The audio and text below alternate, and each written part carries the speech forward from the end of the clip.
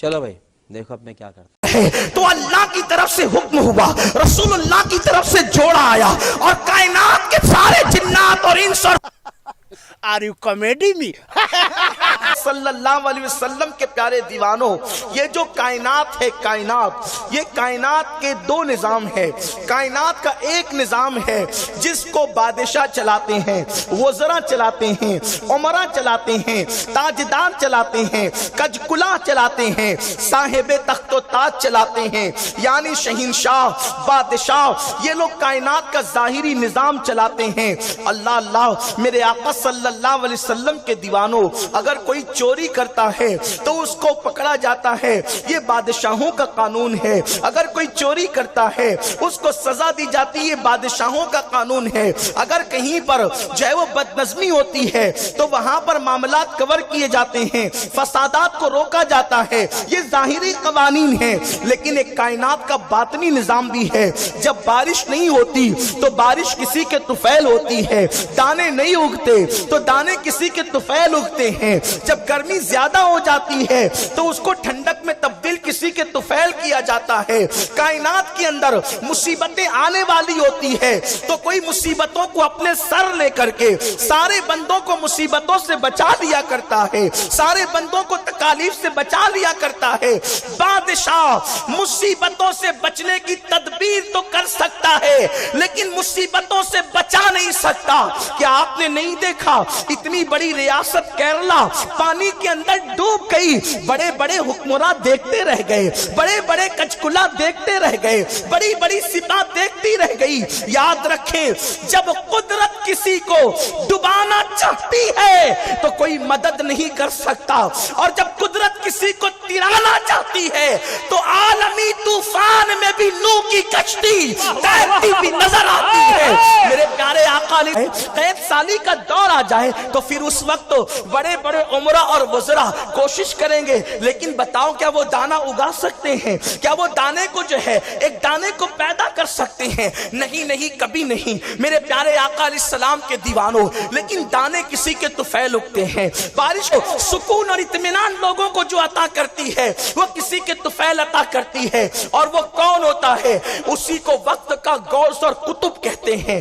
وہ وقت کا غوث اور قطب ہوتا ہے، اور اس کے اندر اتنا حوصلہ ہوتا ہے، اس کے پاس اتنا مقام ہوتا ہے کہ دنیا کے اندر آنے والی مصیبت کو وہ اپنے ساتھ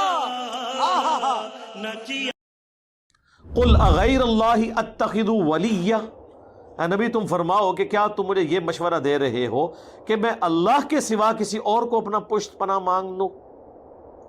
فاطر السماوات والارض، وہ اللہ جو آسمانوں اور زمین کا پیدا کرنے والا ہے۔ وَهُوَ يُطْعِمُ وَلَا يُطْعَمُ، جو سب کو کھلاتا ہے اور خود کچھ نہیں کھاتا۔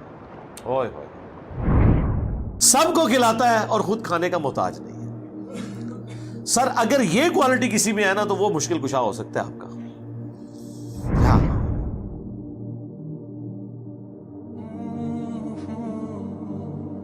وہ تو سورۃ المائدہ میں اللہ نے فرمایا عیسیٰ اور ان کی ماں کھانا کھانے کے محتاج تھے۔ ایسوں کو اپنے نقصان اور نفع کا مالک سمجھتے ہو، اللہ کے سوا ایسوں کی عبادت کرتے ہو جو نہ تمہارے نفع کے مالک نہ نقصان کے مالک، یعنی نہ تو ان کی عبادت ہو سکتی ہے اور نہ آپ ان کو بندہ سمجھتے ہوئے ان سے مدد مانگ سکتے ہیں، کیونکہ وہ آپ کے نفع نقصان کے مالک نہیں، کیونکہ وہ تو خود محتاج ہیں روٹی کے جو اللہ انہیں کھلاتا ہے۔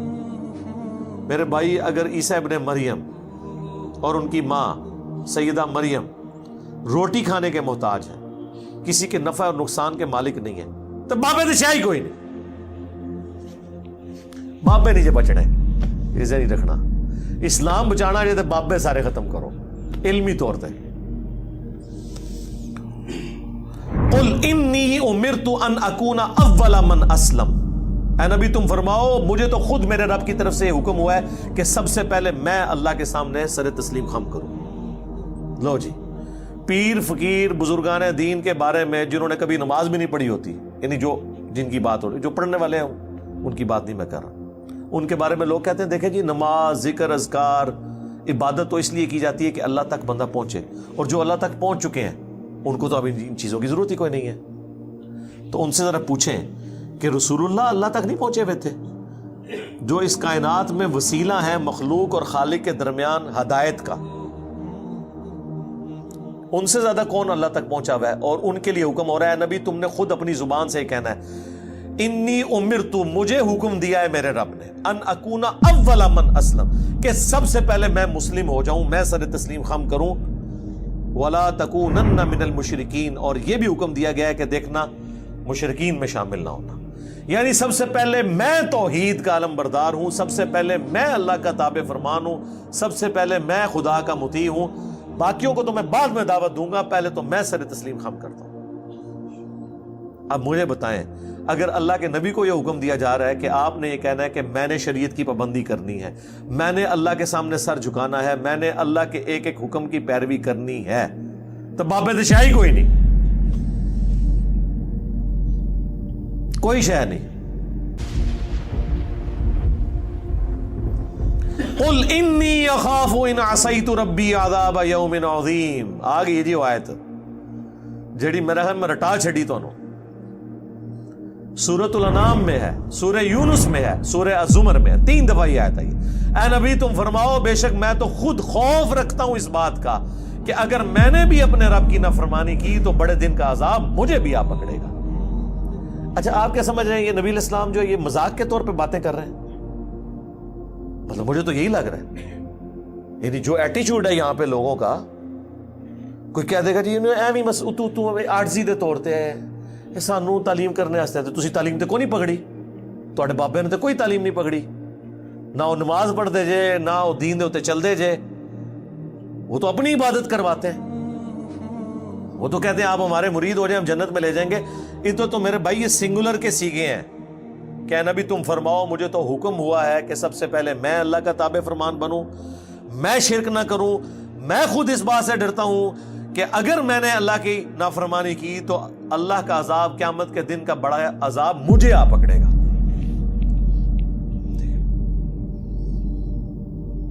اندازہ کریں، میرے خیال ہے دنیا میں اگر سب سے بڑی کوئی مثال دی جا سکتی تو یہی تھی نا، یعنی اللہ کی مخلوقات میں کوئی رسول اللہ سے بڑھ کر ہے کہ ہم جس کی مثال پیش کریں اور ان کو یہ یقین آئے کہ باب تشائی کوئی نہیں، رسول اللہ سے تو بڑا کوئی نہیں ہے نا، تو باقی لوگ کس کھاتے میں بیٹھے ہوئے ہیں؟ اسی لیے دیکھ لیں کہ یہ سورۃ الانعام جو ہے نا ننگی تلوار ہے توحید کے اوپر۔ مجھے آج بھی یاد ہے ہمارے ہمسائے تھے، وہ قادیانی تھے اس وقت بھی، خیر ہم تھے بریلوی، بریلویوں سے بڑا کانفیڈنٹ کون ہوگا، عشق رسول کے علم بردار ٹھیکیدار، تو من یصرف عنہ یومئذ فقد رحمہ، جو اس دن عذاب سے بچا لیا گیا تو یقیناً اسی پہ اللہ نے رحم کیا، وذالک الفوز المبین، اور یہی ہے کھلی کامیابی، اللہم اجعلنا منہم، آمین۔ دیکھیں کس لیول تک، لو اگلی ایک اور خوراک لو، وَإِن يَمْسَسْكَ اللَّهُ بِضُرٍّ فَلَا كَاشِفَ لَهُ إِلَّا هُوَ، اگر اللہ کسی کو پکڑ لے تکلیف کے اندر تو اس تکلیف کو کوئی نہیں چھڑا سکتا سوائے اس اللہ کے، یا سوائے عبد القادر جیلانی کے بقول بابوں کے، او جی وہ مصیبت آئی پھیر دیندے نے کسی اور تے سٹ دیندے نے 11ویں دیا کرو۔ قرآن تو کہہ رہے نہیں، جب اللہ پکڑ لے کوئی نہیں چھڑا سکتا، کوئی پیغمبر، کوئی فرشتہ، کوئی جن، کوئی بابا سوائے اس کے۔ اور ظاہر ہے یہ تکلیف دور کرنا یہ اللہ کی کوالٹی ہے، یہ اس کے ساتھ خاص ہے۔ سورہ نمل کی آیت نمبر 62 ہے، میرے خیال ہے وہ ایک سمجھ لیں جسے وہ تاش کی لینگویج میں کہتے ہیں نا یکا، وہ ہے وہ آیت۔ ہم جب کہتے ہیں نا ایاک نعبد و ایاک نستعین، اے اللہ تیری عبادت کرتے ہیں تجھ سے مدد مانگتے ہیں، تو یہ کہتے ہیں دیکھیں ہم بزرگوں سے بھی جو مانگتے ہیں نا وہ اللہ سے ہی لے کے دیتے ہیں۔ آپ امی سے روٹی جو مانگتے ہیں تو کیا یہ شرک ہے؟ اس کا ہم ان کو جواب دیتے ہیں کہ میرے بھائی یہ تو اسباب ہے، ان کا قرآن میں حکم ہے وَتَعَاوَنُوا عَلَى الْبِرِّ وَالتَّقْوَى وَلَا تَعَاوَنُوا عَلَى الْإِثْمِ وَالْعُدْوَانِ، نیکی اور پرہیزگاری کے کاموں میں ایک دوسرے کی مدد کرو، برائی میں الگ رہو۔ وہ کہتے ہیں ٹھیک ہے، لیکن اب دیکھیں جو بزرگان دین ہیں وہ بھی اللہ سے ہی لے کے دے رہے ہوتے ہیں، پیچھے اللہ ہی ہوتا ہے، اللہ نو پیچھے کر دو، ہاں کر دو پیچھے. ਉਹ ਅਸੀਂ ਕਹਿੰਦੇ ਯਾਰ ਕੁਰਾਨ ਦੀ ਇਸ ਦੀ ਪੈਰਵੀ ਕਰੋ, ਉਹ ਕਹਿੰਦੇ ਨੇ ਅਸਲ ਵਿੱਚ ਸਾਡੇ ਬਜ਼ੁਰਗਾਂ ਔਰ ਇਮਾਮਾਂ ਨੇ ਵੀ ਕੁਰਾਨ ਦੀ ਦੱਸਿਆ ਪਿੱਛੇ ਨਬੀ ਇਸਲਾਮ ਵੀ ਨੇ, ਨਬੀ ਵੀ ਪਿੱਛੇ, ਅੱਲਾ ਵੀ ਪਿੱਛੇ, ਉਹ ਮੈਨੂੰ ਦੱਸੋ ਪਿੱਛੇ ਕੀ ਰਹਿ ਗਿਆ ਤੁਹਾਡੇ ਪੱਲੇ. جو مسلمان اللہ رسول کو پیچھے کر دے اور بابے اور بزرگ آگے لے آئے تو وہ اپنے ایمان کی فکر کرے. پھر ہم انہیں سمجھاتے ہیں کہ دیکھیں بارش اللہ برساتا ہے لیکن ڈیوٹی فرشتوں کی. ہم مانگتے کس سے ہیں؟ اللہ سے. فرشتوں سے مانگیں گے تو مشرک ہے. وہ کہتے ہیں یہ ساری باتیں آپ کی ٹھیک ہیں لیکن قرآن میں یہ تو آیا کہ اللہ ہی سے مانگتے ہیں, یہ تو نہیں آیا کہ کسی اور سے نہیں مانگتے. دیکھو ذرا اندازہ کرو. تو ہم نے کہا یہ بھی آیا ہوا ہے سورہ نمل کی آیت نمبر 62, توحید کی فیلڈ میں یکا, جس طرح آپ وہ کہتے ہیں نا تاش کی لینگویج میں, اَمَّن يُجِيبُ الْمُضْطَرَّ اِذَا دَعَا, بھلا بتاؤ تو کون ہے جو مصیبت میں گھرے ہوئے شخص کی فریاد کو سنتا ہے, وَيَكْشِفُ السُّوءَ, اور اس کی تکلیف اس سے دور کر دیتا ہے, وَيَجْعَلُكُمْ خُلَفَاءَ الْأَرْضِ, اور تمہیں خلیفہ کرتا ہے اگلوں کا زمین پر. یعنی جب تمہارے آباء و اجداد مرتے ہیں تو تمہارے مرنے کے بعد تمہاری اولاد, سب ایک ایک کر کے مر رہے ہیں, اللہ جو ہے وہ زندہ ہے, ایک ایک کر کے وہ آنے والی نسلوں کو زمین کا مالک بناتا جاتا ہے. اصل مالک کون ہے؟ اللہ. اِلَٰهٌ مَّعَ اللَّهِ, کیا اللہ کے ساتھ کوئی اور الہ بھی ہے جس کی یہ کوالٹیز ہوں؟ قَلِيلًا مَّا تَذَكَّرُونَ, لیکن نصیحت بہت کم ہی حاصل کرتے ہو. کون سی کوالٹی؟ تکلیف اور پریشانی میں گھرے ہوئے شخص کی فریاد کو سننا. یہ اللہ کی کوالٹی ہے. تو یہاں پہ بھی آیا کہ اگر اللہ کسی کو پکڑ لے تکلیف کے ساتھ تو اسے کوئی دور نہیں کر سکتا سوائے اس کے. وَإِن يَمْسَسْكَ بِخَيْرٍ, اور اگر اللہ تعالیٰ کسی کے لیے خیر کا ارادہ کر لے, فَهُوَ عَلَىٰ كُلِّ شَيْءٍ قَدِيرٌ, تو اللہ تعالیٰ ہر چیز پر قادر ہے. اچھا یہی آیت سورہ یونس میں آئے گی, وہاں پھر آگے ساتھ آتا ہے وَإِن يَمْسَسْكَ بِخَيْرٍ فَلَا رَادَّ لِفَضْلِهِ, تو اللہ کے فضل کو کوئی ٹال نہیں سکتا اگر وہ ارادہ کر لے. یعنی اگر اللہ نے ارادہ کیا ہوا ہے تو میرے بھائی کوئی کچھ نہیں کسی کو نقصان پہنچا سکتا. اسی کو نبی علیہ السلام نے ٹرانسلیٹ کیا ہے. صحیح بخاری اور صحیح مسلم دونوں میں حدیث ہے. حضرت معاویہ رضی اللہ تعالیٰ عنہ نے مغیرہ ابن شعبہ کو خط لکھا کہ آپ کوئی ایسا وظیفہ مجھے بتائیں جو اللہ کے نبی سے آپ نے خود سنا ہو. تو انہوں نے کہا کہ نبی صلی اللہ علیہ وآلہ وسلم ہر فرض نماز کے بعد پڑھا کرتے تھے لا الہ الا اللہ وحدہ لا شریک لہ لہ الملک ولہ الحمد وہو علی کل شیء قدیر اللہم لا مانع لما اعطیت ولا معطی لما منعت ولا ينفع ذا الجد منك الجد. کہ اللہ جسے تو عطا کرے اسے کوئی چھین نہیں سکتا, جسے تو چھین لے اسے کوئی عطا نہیں کر سکتا, اور بڑے سے بڑے شخص کو اس کا منصب اور عہدہ کوئی فائدہ نہیں پہنچا سکتا.